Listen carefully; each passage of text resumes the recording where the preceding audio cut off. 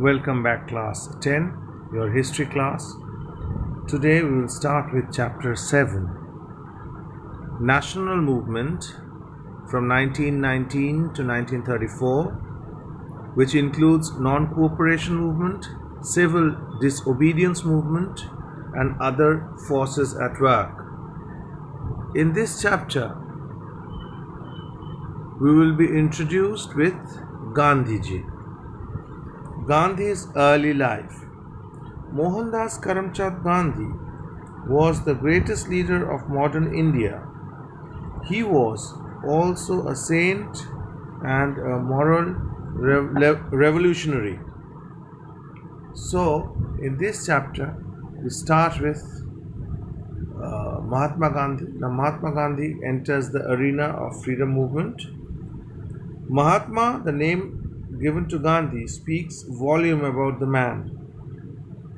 The literal translation of Mahatma is great soul. He was the man who became one with the people, who felt that they are of his own flesh and blood. Gandhiji was born on 2nd October 1869 at Porbandar, Gujarat. His father was the Diwan of Rajkot state. He was a quiet boy at school, worked hard, and was very honest. After leaving school, he went to England to study law. So, after leaving school, he went to England to study law. He returned to India in 1891, a rather sad homecoming for because his mother just passed away. Soon afterwards, he started practicing law in Bombay. So from 1893 to 1914, the field of Gandhiji's activity was in South Africa, where he went as a lawyer of a firm.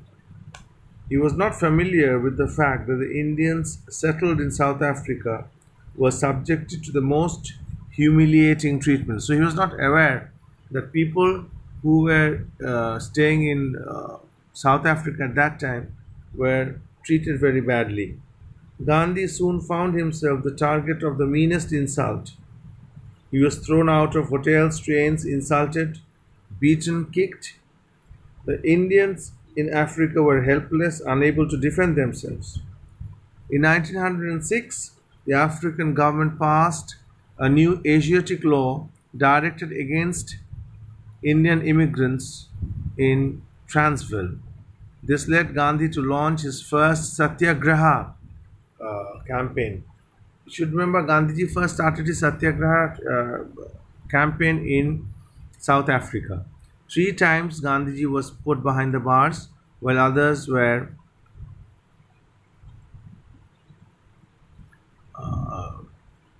died as martyrs. In 1914, the authorities had to bow down a little. £3 poll tax, which Indians had to pay, was abolished. Now, what was Gandhiji's role in the struggle for Swaraj? When Gandhi returned to India early 1915, he had the prestige of a leader. He was already a leader, well known because his work in South Africa was extremely appreciated at that time. While asking for India's support in the First World War, the government had held out the most brilliant promises. Gandhi did a lot of service for the British Empire in the war years. He played an active role. What did he do? He played a very active role in recruiting young Indians for the army. Meanwhile, he could not remain indifferent to the people's suffering. He was also very much moved by the suffering of the people. In 1917, he took up the cause of tenants of the indigo planters in Champaran district in Bihar. A campaign was launched against the British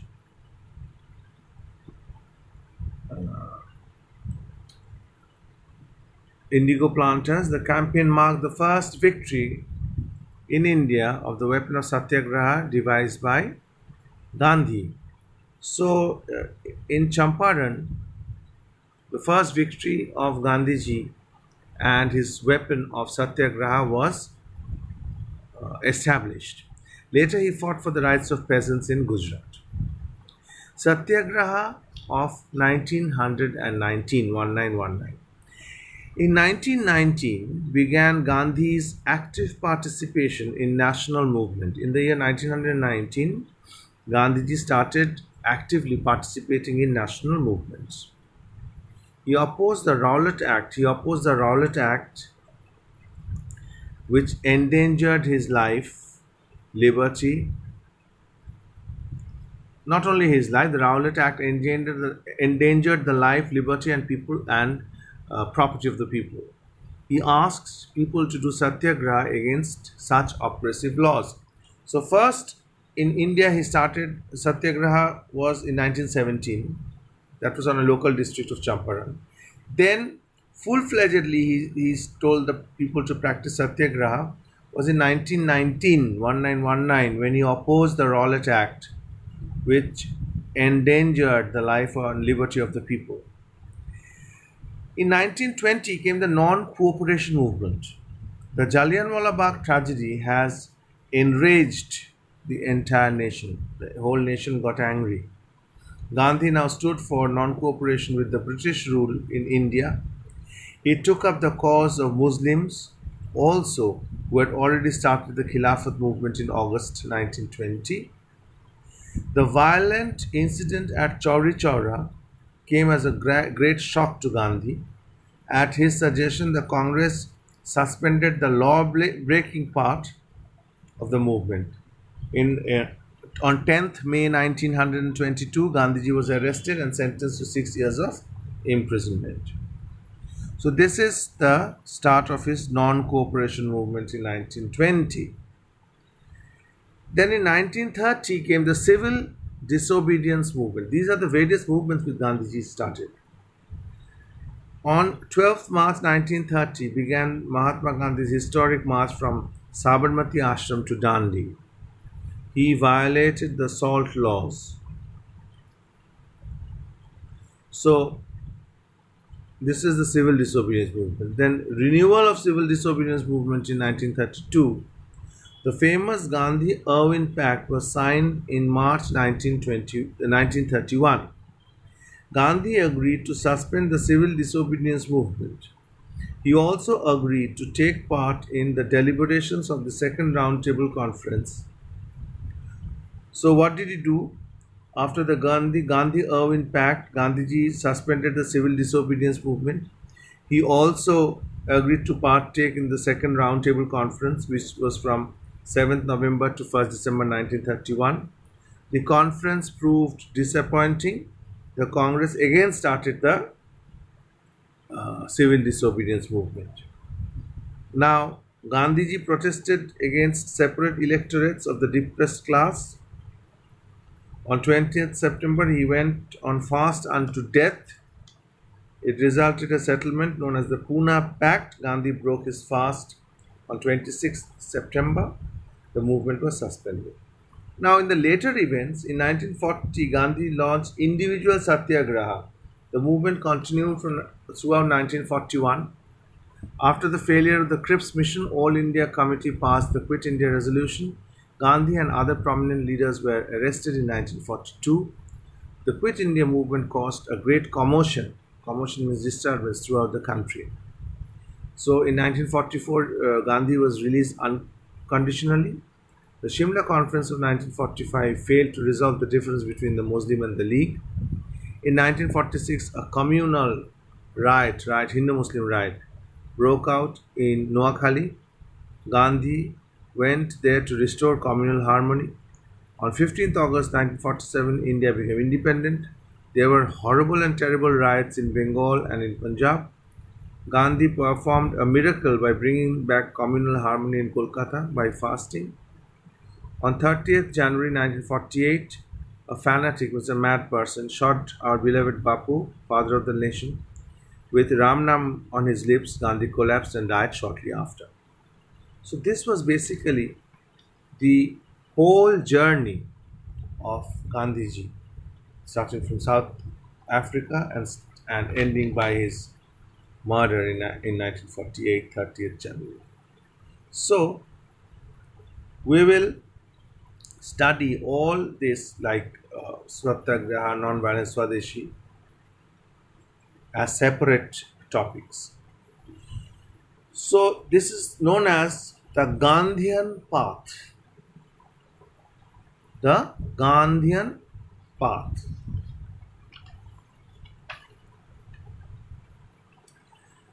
Gandhian path included Satyagraha,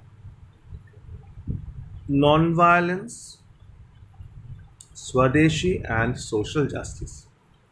Now, Gandhi's basic ideas and the direction given by him to the national movement were Satyagraha, non-violence, Swadeshi, and social justice.